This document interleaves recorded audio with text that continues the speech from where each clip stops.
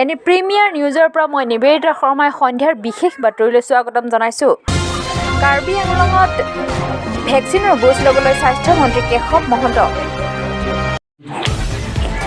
কাৰ্বি আংলঙত ভেকচিনৰ ড'জ ল'বলৈ স্বাস্থ্যমন্ত্ৰী কেশৱ মহন্ত। কাৰ্বি আংলঙত পুনৰ বিশেষ ভেকচিন প্ৰদান অভিযান আৰম্ভ।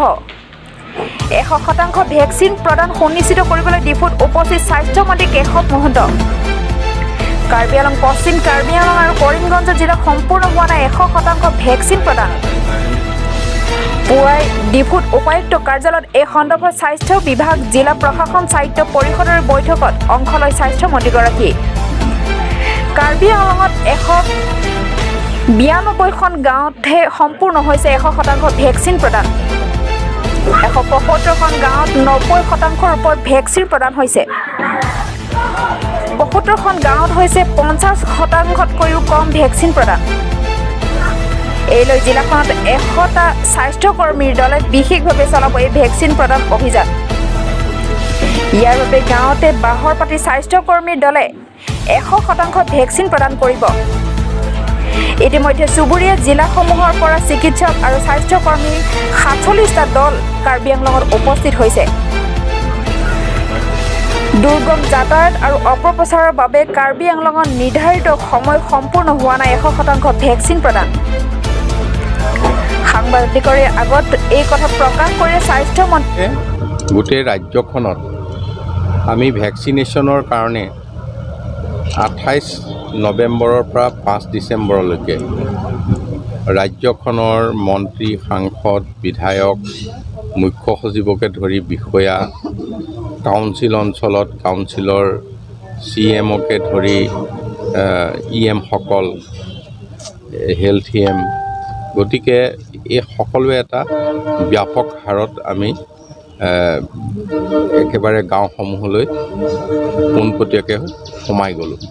তাৰপিছত এতিয়া ফাৰ্ষ্ট ড'জ ভেকচিনেশ্যন আমাৰ টোটেল হ'লগৈ 2,16,00,000 আৰু 2,16,00,000 হোৱাই নহয়, আমি 27খন জিলাৰ পৰা ৰিপৰ্ট আনিলোঁ।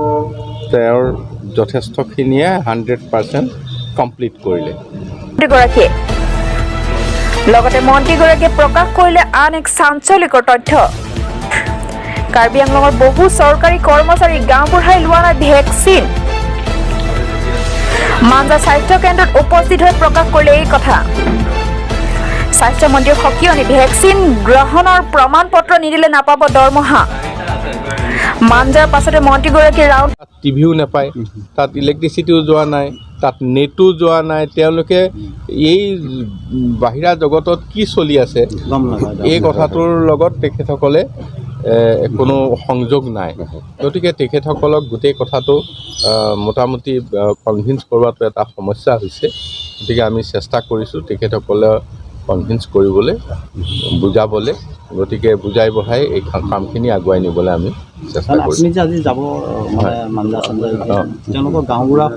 নাই তাত সকলোকে মাতিছোঁ আমি। স্বাস্থ্যকৰ্মীবিলাক মাতিছোঁ, গাঁওবুঢ়াসকলক মাতিছোঁ, আশা কৰ্মীক মাতিছোঁ, অংগনবাদী কৰ্মীক মাতিছোঁ, ৰাইজৰ অলপ ভাগ লোৱা লোকসকলক মাতিছোঁ।